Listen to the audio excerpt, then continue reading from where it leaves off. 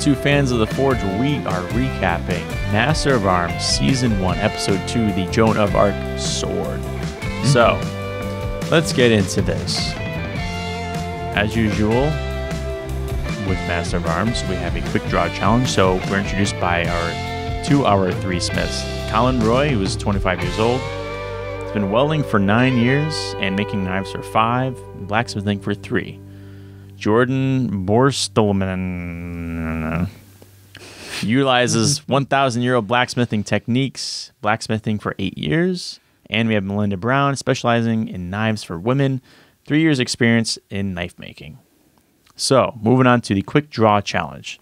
They are given 5 hours to recreate a ball and chain flail. Oh, yeah. That was cool. It was awesome, which is good for getting past shields, but dangerous to the wielder. So the parameters for this thing, it has to have an 18 to 24 inch long handle, a 12 to 16 inch long chain, and the ball must have a minimum of 7 spikes.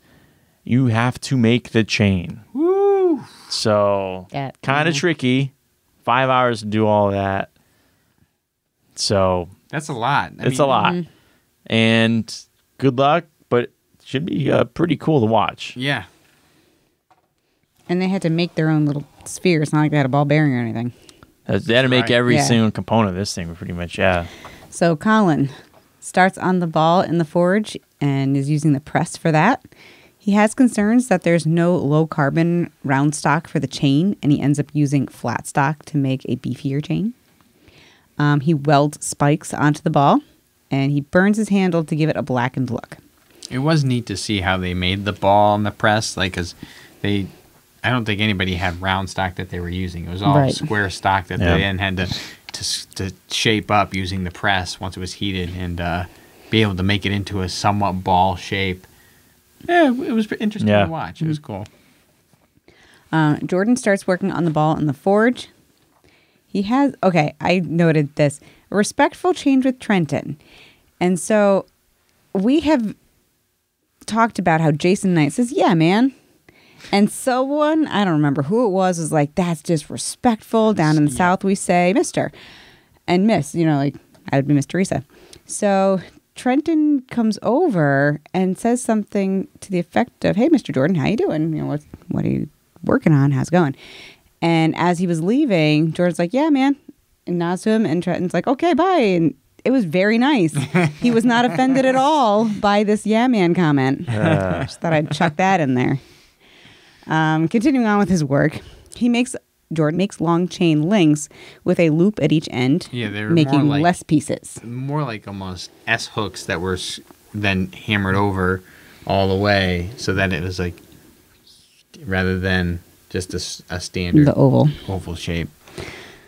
He drilled a hole for his spikes, then inserted them and chiseled around them to lock them in place. I wish they would have showed a little bit more of how that worked, because it seemed like an interesting method for holding them, but you couldn't really tell what he was doing.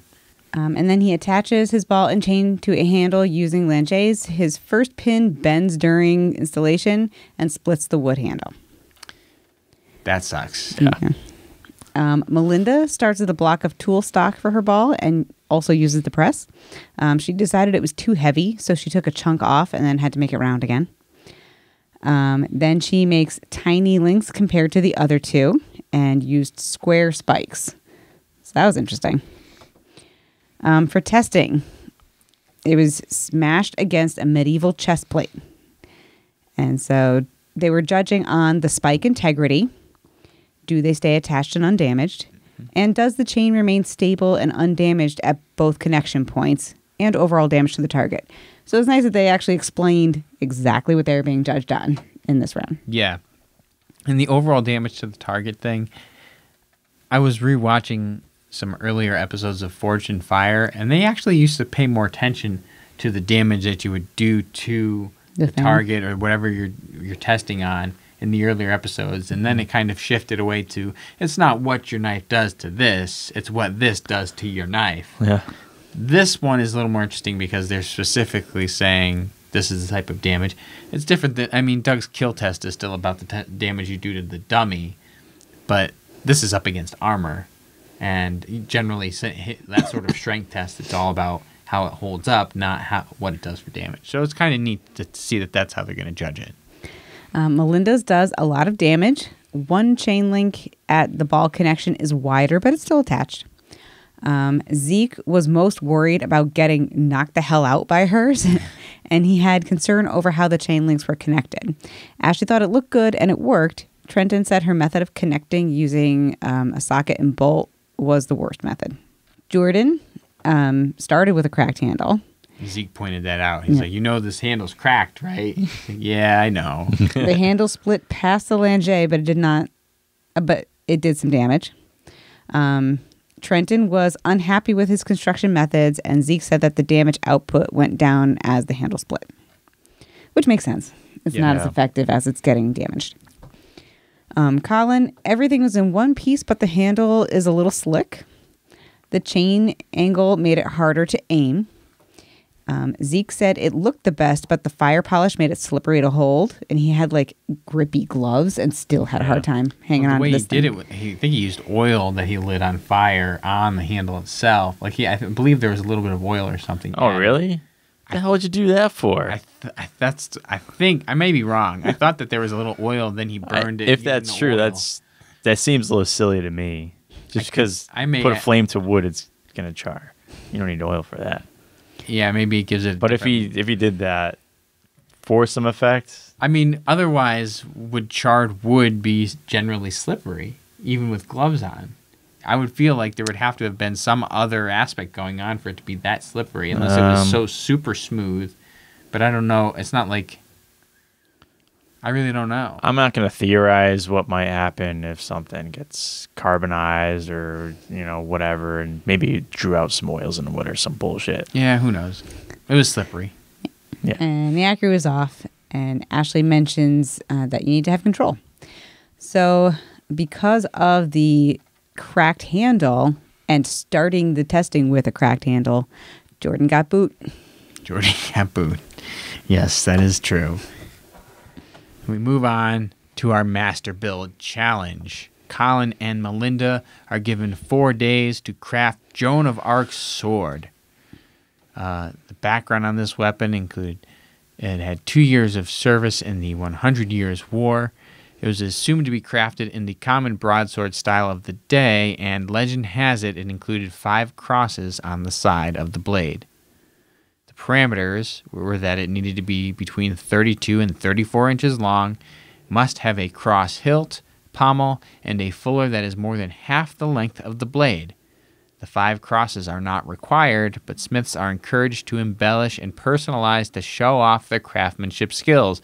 So right away, as they go on, the second episode, they're more explicit in what they're looking for from these guys and women that are doing the show, and saying right off the bat that if you do these embellishments and try to make sure this is as close to historically accurate as possible in doing that, it can boost your judging in the end.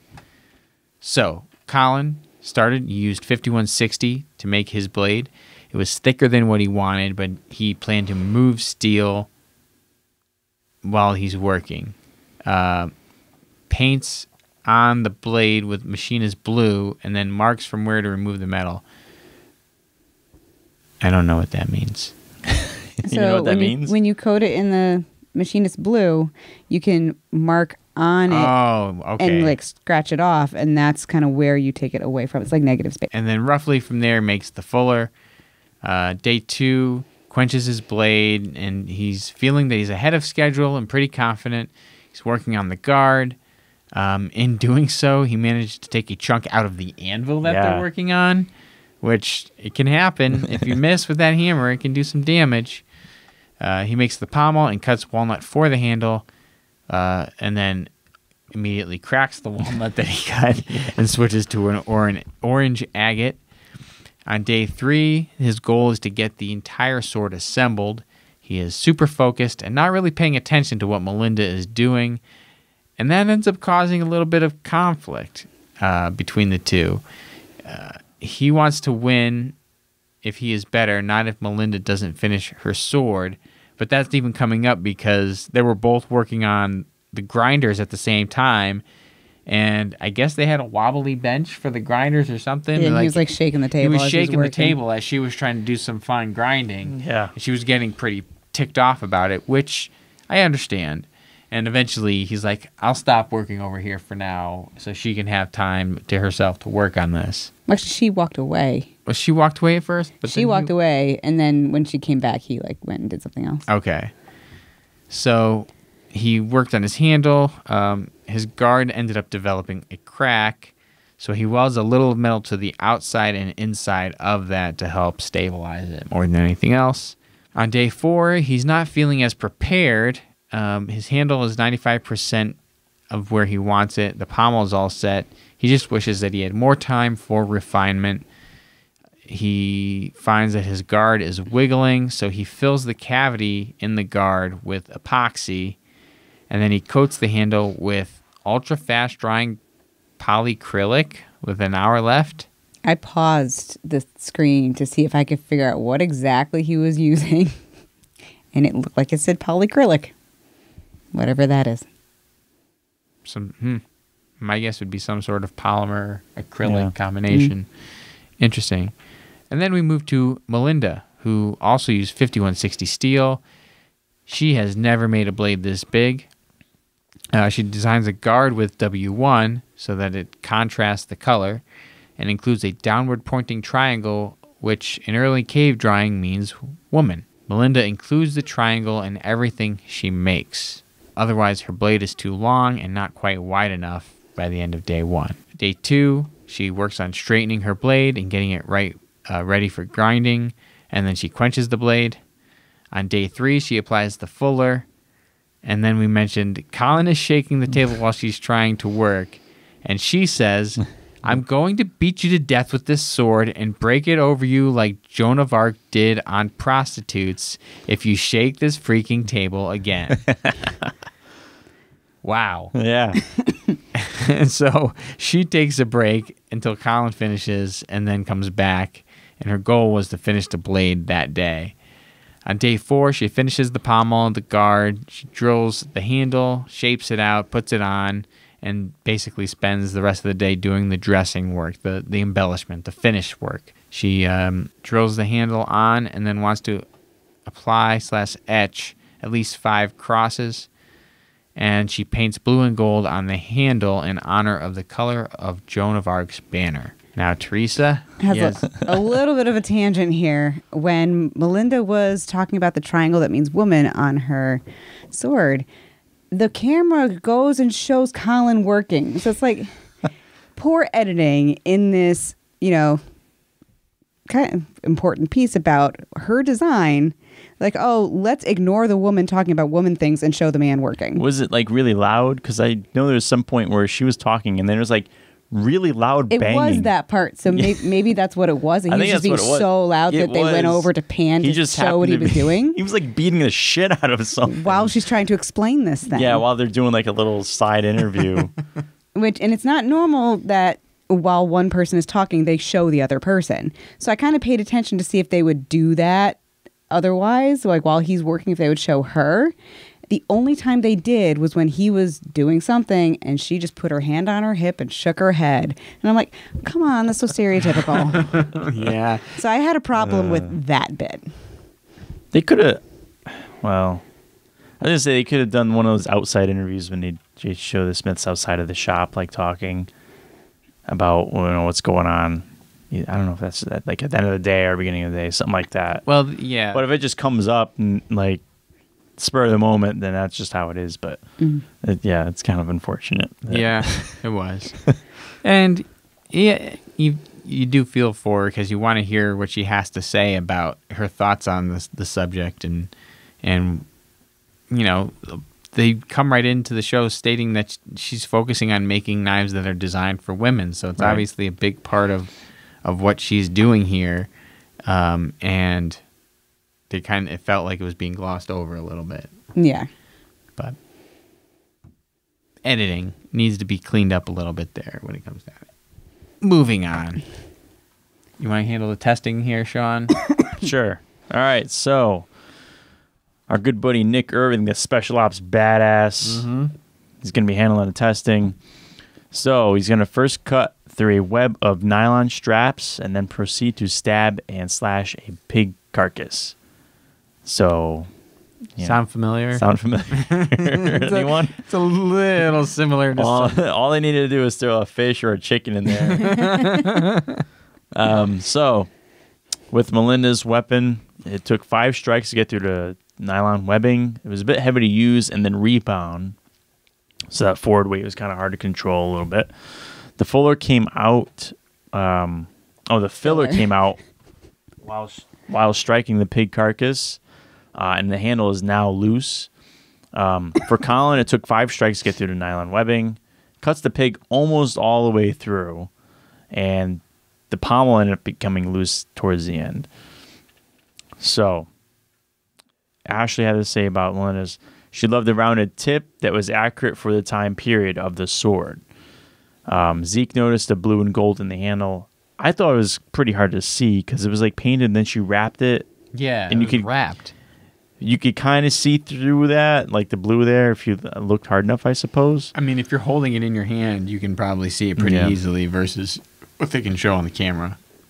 Trenton noted that the weight of the blade was helpful when cutting through the ratchet straps, and durability, solder came out during the testing.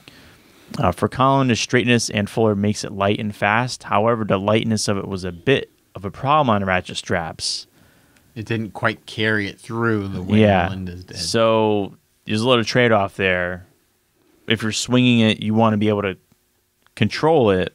The extra weight doesn't always lend itself to that control. However, if you need it to get through something, you want that weight there. For the durability, his pommel came loose during testing. Rather than that, that was it. And so in the end, Colin, you're going home with $10,000 and a title Master of Arms. Most stressful way to win ever. Yeah, you're going home with 10 grand. Yeah. Melinda, your blade made me totally geek out. This is what Ashley said. You can leave the armory with honor. So, in comparison to the first episode, it definitely is a step in the right direction, I think.